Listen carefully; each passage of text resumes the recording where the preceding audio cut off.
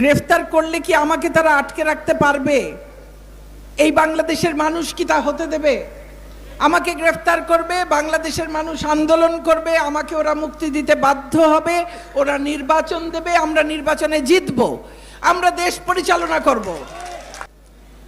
আজকের এই দিনটি যখন আমরা এই 11ই জুন যখন আমরা পালন করি, একই সঙ্গে যেমন একটা আনন্দের দিন, তার সঙ্গে সঙ্গে আমাদের মনে এই প্রশ্নও জাগে যে স্বাধীন বাংলাদেশে, যে বাংলাদেশটি এত ত্যাগের বিনিময়ে আমরা স্বাধীন করেছি, যে বাংলাদেশটি স্বাধীন করবার জন্যে জাতির পিতা 23 বছর সংগ্রাম করেছেন শুধু নয়, তার মধ্যে 14 বছর কারারুদ্ধ ছিলেন, সেই বাংলাদেশে জাতির পিতার কন্যাকে দেশকে নেতৃত্ব দেবার জন্যে কেন কারাগারের অন্ধপ্রকোষ্ঠে সময় কাটাতে হয়? এই প্রশ্নটি কি আমাদের সবার মনে জাগে না? কেন শেখ হাসিনাকে কারারুদ্ধ হতে হয়? কেন আমরা তার কারামুক্তি দিবস পালন করতে হয়? একে তো তার পিতার মতোই তার স্বদেশ প্রত্যাবর্তন দিবস আছে, তাও দুটি স্বদেশ প্রত্যাবর্তন দিবস। তার পিতার স্বদেশ প্রত্যাবর্তন দিবস, সেটি আমরা জানি, তিনি ফিরে এসেছিলেন তার স্বপ্নের স্বাধীন সোনার বাংলায়। কিন্তু কেন তার কন্যাকে নির্বাসিত দুঃসহ 6টি বছর বিদেশে কাটিয়ে পিতৃমাতৃহীন ভাইদের হারানো, সকলকে হারানো এক বুক বেদনা নিয়ে এই বাংলাদেশে ফিরে আসতে হয়েছিল? কেন আবার তাকে 2007 সালে আবারও তাকে যুদ্ধ করে সমস্ত আন্তর্জাতিক মহলকে আলোড়িত করে, আন্তর্জাতিক একটা জনমত তৈরি করে, সারা দেশের মধ্যে একটা বিরাট আন্দোলন তৈরি করে কেন তাকে ফিরে আসতে হলো? কেন তিনি নিজ দেশে আসবার জন্যে এত যুদ্ধ করলেন? এর সব উত্তর হলো, এই বাংলাদেশটি এত কষ্ট ত্যাগের বিনিময়ে স্বাধীন হওয়া বাংলাদেশটি স্বাধীনতার মাত্র 3.5 বছরের মাথায় স্বাধীনতা বিরোধী, দেশ বিরোধী, যুদ্ধাপরাধীদের কবজায় চলে গিয়েছিল। তাদের ষড়যন্ত্রে, তাদের দেশি বিদেশি ষড়যন্ত্রের দোষকদের কারণে জাতির পিতাকে সপরিবারে নৃশংসভাবে হত্যা করা হয়েছিল। যে হত্যাকাণ্ডের শিকার হয়েছিলেন আপনাদের আজকের সভাপতি, আপনাদের প্রাণপ্রিয় চেয়ারম্যান, তার পিতা মাতা, তার মাতা অন্তঃসত্ত্বাও ছিলেন। একটা স্বাধীন দেশে স্বাধীনতার মাত্র 3.5 বছরের মাথায় অবিসংবাদিত নেতা, স্বাধীনতার প্রাণ পুরুষ, মহান নেতা, তাকে এই যে নৃশংসভাবে হত্যা করা হয়েছিল, তার মধ্য দিয়েই এই বাংলাদেশের এই যে টালমাটাল ঝঞ্ঝা বিক্ষুব্ধ একটা পথ চলা তার শুরু হয়েছিল। বঙ্গবন্ধু স্বাধীনতার স্বপ্ন দেখিয়েছিলেন, মুক্তির স্বপ্ন দেখিয়েছিলেন, স্বাধীনতা দিয়ে গেছেন। মুক্তির পথে যখন আমাদেরকে নিয়ে যাত্রা শুরু করেছিলেন, তখনই স্বাধীনতা বিরোধীরা ছোবল হেনেছিল। এবং 75-এ জাতির পিতাকে সপরিবারে নৃশংসভাবে হত্যা করার পর এবং তার দোসর জাতীয় 4, তার যে ঘনিষ্ঠ সহচর জাতীয় 4 নেতাকে নৃশংসভাবে কারা অভ্যন্তরে হত্যা করার মধ্য দিয়ে স্বাধীনতা বিরোধীরা ক্ষমতায় অধিষ্ঠিত হয়েছিল এবং এই দেশটিকে স্বাধীনতার চেতনা থেকে সম্পূর্ণ বিচ্যুত করে একটা ভুল পথে পরিচালিত করেছে। আমরা দিশাহীন হয়ে নাবিকবিহীন জাহাজের মতো 21টি বছর চলেছি।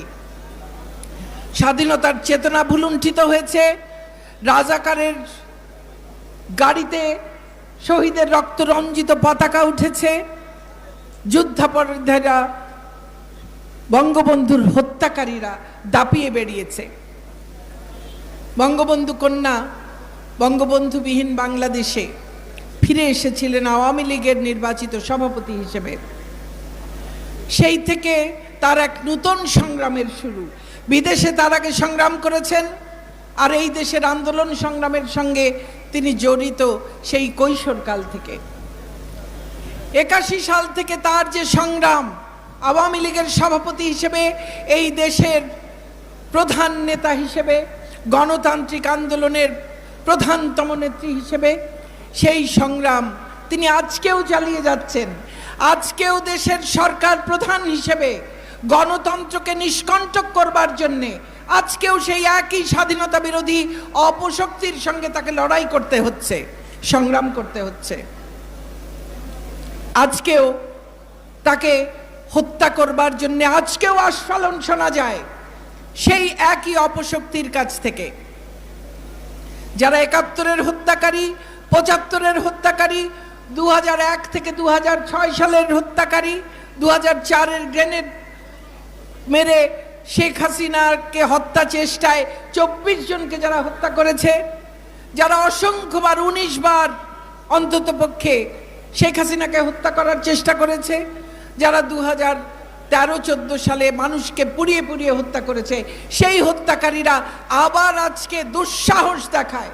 তারা আজকে আবার আস্ফালন করে, বলে ৭৫-এর হাতিয়ার নাকি তারা আবার গর্জে তুলতে চায়।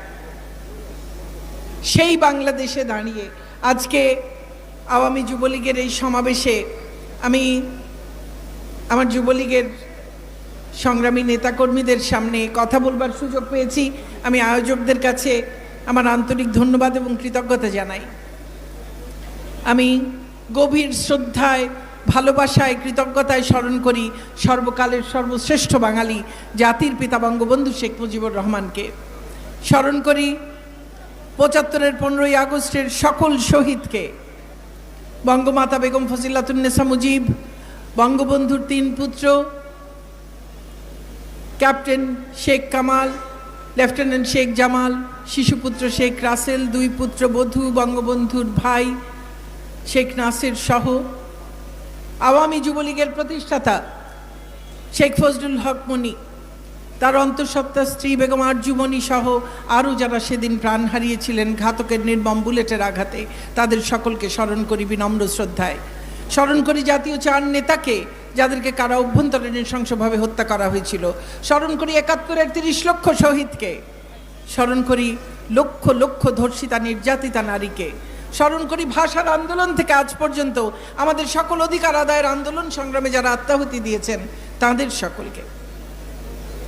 এই বাংলাদেশটি বহু শহীদের রক্তে রঞ্জিত বাংলাদেশ। তাদের রক্তে এই মাটি পবিত্র হয়েছে। এই পবিত্র মাটিতে ঘাতকের কোনো স্থান হতে পারে না। এই পবিত্র মাটিতে ষড়যন্ত্রকারীর কোনো স্থান হতে পারে না। অতএব সকল ষড়যন্ত্রকারী, হত্যাকারীকে এই পবিত্র মাটি থেকে সমূলে উৎখাত করবার জন্যে আওয়ামী যুবলীগ সহ সকল নেতাকর্মীকে, আমাদের স্বাধীনতার পক্ষের সকল মানুষকে ঐক্যবদ্ধ হতে হবে।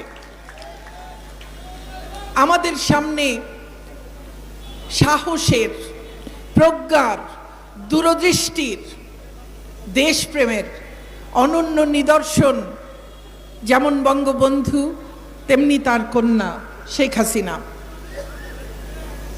পরশ ভাই বঙ্গবন্ধু কন্যা যেদিন 16ই জুলাই 2007 গ্রেফতার হন, সেই ভোর তখনও আলো হয়নি। সমস্ত নিয়ম কানুন ভেঙে অন্ধকারে বাড়ি ঘেরাও দিয়ে শেখ হাসিনাকে নিয়ম কানুনের তোয়াক্কা না করে সেদিন গ্রেফতার করা হয়েছিল। সেই মুহূর্তে শেখ হাসিনা তার সেই গুটি গুটি লেখায় একটা চিঠি লিখে গেছিলেন। আমরা স্মরণ করি শেখ হাসিনা এর আগেও বহুবার গ্রেফতার হয়েছেন। যতবার গ্রেফতার হয়েছেন ততবার তিনি জনগণের উদ্দেশ্যে একটি চিঠি লিখে রেখে গেছেন। জনগণের কি করণীয়, তার নেতাকর্মীদের কি করণীয়, এই চিঠিটিও তার ব্যতিক্রম নয়। এবং এই চিঠিটির যে ভাষা পরশ ভাই পড়েছেন, আমাদেরকে কি মনে করিয়ে দেয় না আরেকটি ভাষণের কথা? সেই অবিস্মরণীয় ভাষণ, যে ভাষণ আজকে বিশ্ব ঐতিহ্যের যে দলিল, তার অন্যতম অংশ হয়ে গেছে। সারা বিশ্বের ইতিহাসে বিশাল ভূমিকা রাখা যে সব ভাষণ আছে সারা পৃথিবীর প্রায় ২৫০০ বছরের ইতিহাসে, তার মধ্যে একটি মাত্র ভাষণ, যে ভাষণটি দিয়ে একটি জাতিরাষ্ট্রের জন্ম হয়েছে, যে ভাষণটি অলিখিত, মাত্র 18 মিনিটের একটি ভাষণ, সেই ভাষণ দিয়ে একটি জাতি রাষ্ট্র তৈরি হয়েছে। সেই ভাষণটি আজকে সারা বিশ্বের সম্পদ, সারা বিশ্বের নির্যাতিত নিপীড়িত মানুষের সম্পদ, সারা বিশ্বের মানুষের অনুপ্রেরণার উৎস। সেই ভাষণটির কথা কি মনে করিয়ে দেয় না? সেখানেও তিনি বলছেন, আমার যাই ঘটুক, আমার ভাগ্যে যাই ঘটুক। বঙ্গবন্ধুও জানতেন তার ভাগ্য অনিশ্চিত, হয়তো তাকে মেরে ফেলা হতে পারে, কিন্তু তার এই বাংলাদেশ একদিন স্বাধীন হবেই, এ প্রত্যয় তার ছিল। কারণ তিনি সারা বাংলার মানুষের মনে সেই স্বাধীনতার স্বপ্নকে জাগিয়ে দিয়েছিলেন, সেই সাহস সঞ্চারিত করে দিয়েছিলেন, সংগঠন তৈরি করেছিলেন সারা দেশে, যারা নেতৃত্ব দেবে এই স্বাধীন বাংলাদেশ গড়ে তুলবার জন্য। তিনি বলেছিলেন, পাড়ায় পাড়ায়, মহল্লায় মহল্লায় আওয়ামী লীগের নেতৃত্বে সংগ্রাম পরিষদ গড়ে তুলতে। আমাদের নেত্রী অন্যায়ের বিরুদ্ধে মাথা নত না করার নির্দেশনা দিয়ে গেছিলেন। বঙ্গবন্ধু একই কথা বলেছেন। পিতার মতোই কন্যা দেশের মানুষকে, যাদের জন্য তাদের সমস্ত জীবন তারা উৎসর্গ করেছেন, তাদেরকে ডাক দিয়ে গেছেন। নিজের ভাগ্যের কথা একবারও ভাবেননি, তাদের জীবনে কি হবে তা কোনোদিন ভাবেননি। যেদিন তিনি ফিরে এসেছিলেন সেদিন যেমন তিনি জানতেন না তার ভাগ্যে কি ঘটবে। তাকে বলা হয়েছিল দেশে ফিরে এলে ফিলিপাইনের অ্যাকুইনোর মতো তার অবস্থা হবে, হয়তোবা বিমানবন্দরেই তাকে হত্যা করা হতে পারে, কিংবা বিমানবন্দর থেকে তাকে নিয়ে যাওয়া হতে পারে অজ্ঞাত কোনো স্থানে, এবং হয়তোবা তাকে আর কোনোদিন খুঁজেও পাওয়া যাবে না। বহু রকমের ভয় তাকে দেখানো হয়েছিল। শেখ হাসিনা ভয় পাওয়ার মানুষ নন, কারণ তিনি বঙ্গবন্ধুর মেয়ে। বঙ্গবন্ধু মুজিবের মেয়ে ভয় কাকে বলে তা জানেন না। তার অভিধানে ভয় বলে কোনো শব্দ নেই। তিনি একমাত্র সৃষ্টিকর্তা ছাড়া আর কাউকে ভয় পান না। অতএব তাকে কোনো ভয় দেখিয়ে কাজ হয়নি। 81 সালে যেমন ফিরে এসেছিলেন, 2007 সালেও একইভাবে ফিরে এসেছিলেন। এবং তাকে ঠিকই প্রথমে তাকে গৃহবন্দী করে রাখা হয়, এবং সে সময়ে আমার সুযোগ হয়েছিল প্রতিদিন তার সঙ্গে দেখা করতে যাবার। আমি চিকিৎসক হবার সুবাদে তিনি বলে দিয়েছিলেন বাইরে যে ডাক্তার দীপুমণি আমার ব্যক্তিগত চিকিৎসক। সেই পরিচয়ে রোজ আমার যাবার সুযোগ ঘটত, এবং আমি সেখানেও দেখেছি যখন জানি হয়তো খুব শিগগির তাকে গ্রেফতার করা হবে, তখনও একদিন আমি দু একটি ঘটনার কথা উল্লেখ করতে চাই, আজকে সুযোগ পেয়েছি, আপনারা আছেন। একদিন তিনি বসে বসে বলছেন কোথা থেকে কোথায় রেল লাইন কি কি করবেন, কোথায় ব্রড গেজ হবে, কোথায় মিটার গেজ হবে, কোন জায়গায় রেল সেতু করবেন, তাহলে সারা বাংলাদেশে রেলওয়ে নেটওয়ার্ক কত ভালো কাজ করবে, পার্শ্ববর্তী দেশগুলোর সঙ্গে কোথায় কোথায় রেল সংযোগ করলে ব্যবসা বাণিজ্যের প্রসার ঘটবে, দেশের আর্থিক উন্নয়ন ঘটবে। আমি পাশে বসা শুনতে শুনতে এক সময় কষ্টে এমনকি রাগেও আমার চোখ ফেটে পানি পড়ছে। উনি আমার দিকে অবাক হয়ে তাকিয়ে বললেন, তুমি কাঁদছো কেন? আমি বললাম, আপনাকে যে কোনো সময় গ্রেফতার করে নিয়ে যাবে, আপনি এখন আছেন গৃহবন্দী, আপনি এখন সারা দেশে কোথায় রেল লাইন বানাবেন সেটা নিয়ে আপনি চিন্তা করছেন। উনি আমার দিকে তাকিয়ে হেসে বললেন, এটা নিয়ে ভয় পাওয়ার কি আছে, গ্রেফতার করবে আমাকে। গ্রেফতার করলে কি আমাকে তারা আটকে রাখতে পারবে? এই বাংলাদেশের মানুষ কি তা হতে দেবে? আমাকে গ্রেফতার করবে, বাংলাদেশের মানুষ আন্দোলন করবে, আমাকে ওরা মুক্তি দিতে বাধ্য হবে, ওরা নির্বাচন দেবে, আমরা নির্বাচনে জিতব, আমরা দেশ পরিচালনা করব।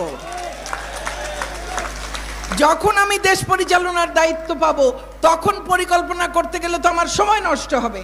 আমি তো সব সময় পরিকল্পনা করে রাখি আমি দেশের পরিচালনার দায়িত্বে গেলে আমি কি কি কাজ করব, আগে থেকে চিন্তা করে তো রাখতে হয়। একটা মিনিট তিনি নষ্ট করেন না, সারাক্ষণ ভাবছেন দেশের কোন জায়গায় কোন উন্নতিটা করলে মানুষের কিভাবে সুবিধা হবে। তার ধ্যান জ্ঞান সমস্ত কিছু এই দেশের মানুষ এই 56,000 বর্গমাইল, ওই সুনীল সমুদ্রে 1,18,813 বর্গমাইল, বর্গ কিলোমিটার,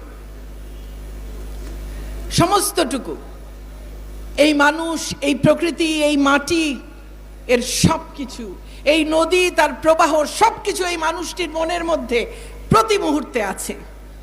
এর বাইরে আর কিছু ভাবেন না।